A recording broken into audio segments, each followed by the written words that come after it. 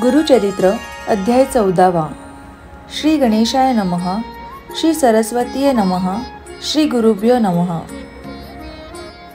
नामधारक शिष्य देखा, विनवी सिद्धासी कवतुका। प्रश्न करी अति विशेखा, एकचित्ते परियेसा।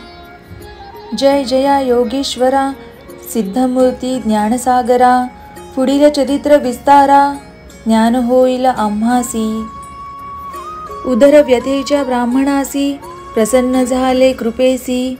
पुढे कथा वर्तली केसी, विस्तारावे आम्हा प्रती। एकोणी शिष्याचे वचन, संतोष करी सिद्ध आपण। गुरुचरित्र कामधेनु जान, सांगता जाहला विस्तारे। एक शिष्या शिखामणी, भिक्षा केली ज्याचे भुवनी। तयावरी संतोषणी, प्रसन्न झाले परियेसा। गुरुभक्तीचा प्रकारू, पूर्ण जाणे तो द्विजवरू। पूजा केली विचित्रू, म्हणून आनंद परियेसा। तया सायंदेव द्विजासी, श्री गुरु बोलती संतोषी। भक्त हो रे वंशोवंशी, माझी प्रीती तुझवरी। एकोणी श्री गुरुचे वचन, सायंदेव विप्र करी नमन। माता ठेवून चरिणी, न्यासिता झाला पुन्हा पुन्हा। जय जया जगद्गुरु, त्रयमूर्तीचा अवतारू। अविद्या माया दिससी नरू, वेदा अगोचर तुझी महिमा। विश्वव्यापक तुझी होसी, ब्रह्मा विष्णू योमकेशी। धरिला वेश तू मानुषी, भक्तजन तारावया। तुझी महिमा वर्णावयासी, शक्तिकेची आम्हासी। मागेन एका आता तुम्हासी, ते कृपा करणे गुरुमूर्ती। माझे वंश पारंपरी, भक्ती द्यावी निर्धारी। इह सौख्य पुत्रपौत्री, उपरी द्यावी सद्गती। ऐसी विनंती करुनी, पुनरपि विनवी करुणावचनी। सेवा करितो द्वार यवनी, महाशूर क्रूर असे। प्रति संवत्सरी ब्राह्मणासी, घात करितो जीवेसी। याची कारणे आम्हासी, बोलावी तसे मज आजी। जाता तया जवळी आपण, निश्चय घेईल माझा प्राण। भेटी जाहली तुमचे चरण, मरणकेचे आपणासी। संतोषोनी श्री गुरुमूर्ती, अभयंकर आपुले हाती। विप्रमस्तकी ठेविते, चिंता न करी मनोनिया। भय सांडुनी तुवा जावे, क्रूर यवना भेटावे। संतोषोनी प्रिय भावे, पुनरपि पाठविल आम्हा पाशी। जवंवरी तू परतोनी येसी, असो आम्ही भरवसी। तुवा आलिया संतोषी, जाऊ आम्ही येथोनी। निज भक्त आमुचा तू होसी, पारंपर वंशोवंशी। अखिलाभीष्ट तू पावसी, वाढेल संतती तुझी बहुत। तुझे वंश पारंपरी, सुखे नांदती पुत्रपौत्री। अखंड लक्ष्मी तया घरी, निरोगी होती क्षतायुषी। ऐसा वर लाधोन, निघे सायंदेव ब्राह्मण। जेते होता तो यवन, गेला त्वरित तया जवळी। कालांतक यम जैसा, यवन दुष्ट परियेसा। ब्राह्मणा ते पाहता कैसा, ज्वाला रूप होता झाला। विमुख होऊनी गृहात, गेला यवन कोपत। विप्र जाहला भयचकित, मनी श्री गुरुसी ध्यातसे। कोप आलिया ओळंबयासी, केवी स्पर्शे अग्निसी। श्री गुरु कृपा होय ज्यासी, काय करील क्रूर दृष्ट। गरुडाची या पिलियासी, सर्पतो कवने परिग्रासी। कैसे तया ब्राह्मणासी, ऐसे कृपा श्री गुरुची। का एकादे सिंहासी, ऐरावत केवी ग्रासी।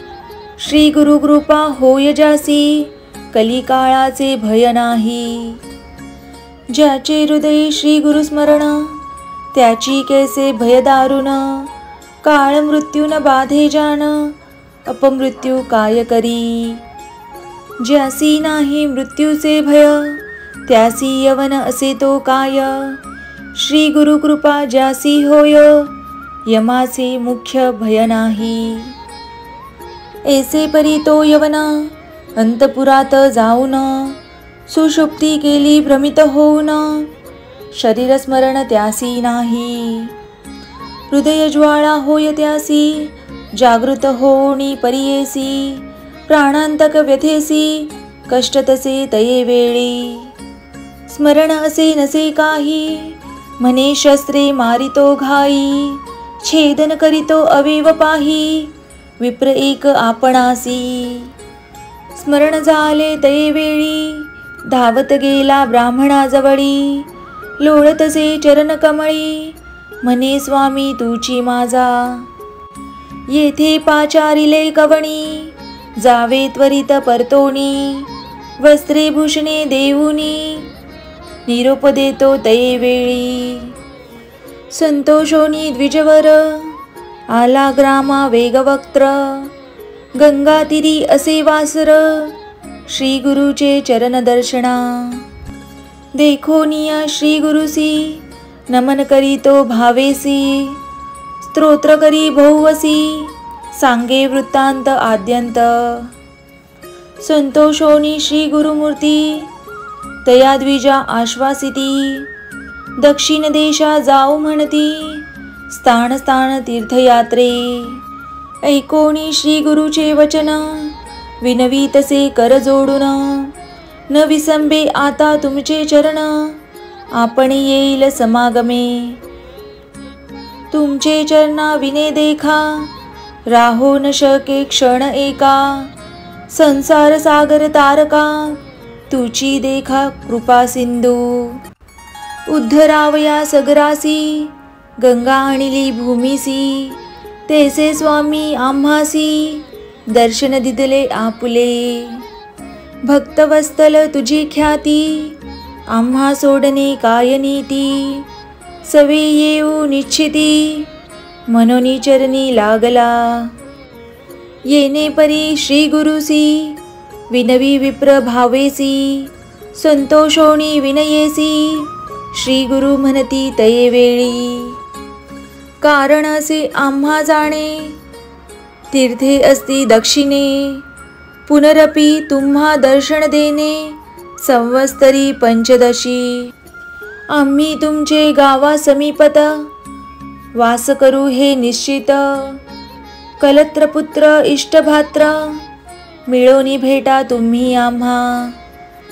न करा चिंता असाल सुखे, सकळ अरिष्टे गेली दुखे, मनोनी हस्त ठेविती मस्तके, भाक देती तये वेळी. ऐसे परी संतोषोणी, श्री गुरु निघाले येथोणी, जेथे असे आरोग्य भवानी, वैजनाथ महाशस्त्र. समस्त शिष्यां समवेत, श्री गुरु आले तीर्थे पाहात, प्रख्यात असे वैजनाथ, तेथे राहिले गुप्त रूपे. नामधारक विनवी सिद्धासी, काय कारण गुप्त भावयासी, होते शिष्य बहुवसी, त्यांसी कोठे ठेविले. गंगाधराचा नंदनू, सांगे गुरुचरित्र कामधेनू, सिद्धमुनी विस्तारुण, सांगे नामकरणीच. पुढील कथेचा विस्तारू, सांगता विचित्र अपारू, मन करुणी एकाग्रू, एका श्रोते सकळी कहो. इति श्री गुरुचरित्र अमृते परमकथा कल्पतरो, श्री नृसिंह सरस्तु पाख्याने, सिद्धनामधारक संवादे, क्रूर यवण शासनम, सायनदेव वर प्रदानम, नाम 14 अध्याय. श्री गुरुदेव दत्त. श्री गुरुदत्तात्रया अर्पण असतो. अध्याय 14. सायनदेवाचे प्राणसंकट टळले. श्री गणेशाय नमः. नामधारक सिद्धाला म्हणाला, हे योगीश्वरा, श्री गुरु नृसिंह स्वस्तीने उदरक्षूळ असलेल्या ब्राह्मणाला व्याधीमुक्त केले. त्यानंतर पुढे काय घडले ते सांगा. सिद्ध म्हणाला, श्री गुरूंनी सायन देवाची सेवा स्वीकारली. त्यांचा भक्तिभाव पाहून ते प्रसन्न झाले. त्यांनी त्याला तुझ्या वंशात उत्तरोत्तर गुरुभक्त जन्माला येतील असा आशीर्वाद दिला. सायन देवाने त्यांच्या चरणांना वंदन केले व म्हणाला, गुरुदेव, आपला महिमा अगाध आहे. तुमच्या आशीर्वादाने माझ्या वंशात भक्तीची परंपरा अखंड राहो. माझ्या वंशाला इहलोकी सर्व प्रकारचे सौख्य लाभो. त्यांना सद्गती प्राप्त हो. पण सध्या मी अतिशय बिकट परिस्थितीत आहे. मी ज्या यवनाकडे नोकरी करतो तो अत्यंत क्रूर आहे. तो दरवर्षी ब्राह्मणांचा घात करतो. आज त्याने मला मारावयाचे ठरविले आहे. मी त्याच्याकडे गेलो की माझा घात निश्चित आहे. मग आपले वचन खरे कसे होणार? तेव्हा श्री गुरूंनी आपला वरद हस्त त्याच्या मस्तकी ठेवला व म्हणाले, सायन देवा, तू चिंता करू नकोस. निश्चित होऊन त्या यवनाकडे जा. तो तुला सन्मानाने परत पाठवील. तू परत येईपर्यंत मी इथेच थांबणार आहे. तू माझा भक्त आहेस. तुला पुत्र पौत्रादिक सर्व सौख्य प्राप्त होणार आहे. श्री गुरूंनी अभय दिले आणि सायन देवाची काळजीच मिटली. तो यवनाकडे गेला. त्या यवनाच्या रूपाने आपल्यासमोर साक्षात यमच उभा आहे असे त्याला वाटले. यवनाने सायन देवाला पाहिले. तो काय? तो त्याला अग्नीसारखा भयंकर तेजस्वी दिसला. हा चमत्कार आहे हे त्याला कळेना. त्याची मती कुंठित झाली. तोंडातून शब्द निघेना. तो संतापाने अक्षरशः थरथरत होता. त्याचे उग्र रूप पाहून सायनदेव भीतीने श्री गुरूचा धावा करू लागला. त्याच्याकडे पाहून यवनाला चक्कर आली. तो कसाबसा घरात गेला. पलंगावर पडताच झोपी गेला. तेवढ्याच त्याला एक भयंकर स्वप्न पडले. त्यामध्ये एक तेजस्वी ब्राह्मण शस्त्राघात करून त्याच्या शरीराचे तुकडे तुकडे करीत आहे असे दृश्य दिसले. तो दचकून जागा झाला. त्यावेळी त्याच्या हृदयातून प्राणांतिक कळा येत होत्या. तो घाबरला. या ब्राह्मणाचा घात केल्यास आपलाही मृत्यू अटळ आहे हे त्याच्या लक्षात आले. त्याने धावत जाऊन सायन देवाचे पाय धरले. तुम्हाला येथे कोणी बोलावले? कृपया करून आपल्या घरी जा असे म्हणून त्याला वस्त्रे व आभूषणे देऊन निरोप दिला. प्राणसंकट टळले होते. सायनदेव श्री गुरूंना भेटण्यासाठी आतुरतेने धावत नदीतीरी गेला. कृतज्ञतेने त्यांचे पाय धरले. यवनाकडील वृत्तांत सांगताना त्याचे हृदय अक्षरशः गलबलून गेले होते. तो म्हणाला, गुरुदेव, आपण माझे रक्षण करते आहात. आपल्या कृपेने मला आज जीवनदान मिळाले. आता तुमची सेवा हाच माझा धर्म. मला तुमच्याबरोबर न्या. तेव्हा श्री गुरु म्हणाले, सायन देवा, आम्ही तीर्थयात्रेसाठी दक्षिणेकडे निघालो आहोत. 15 वर्षांनी परतून येऊ तेव्हा तुझ्या गावाजवळच राहू. त्यावेळी तू मुलाबाळांसह मला भेटायला ये. आता तू घरीच राहा. सुखाने संसार कर.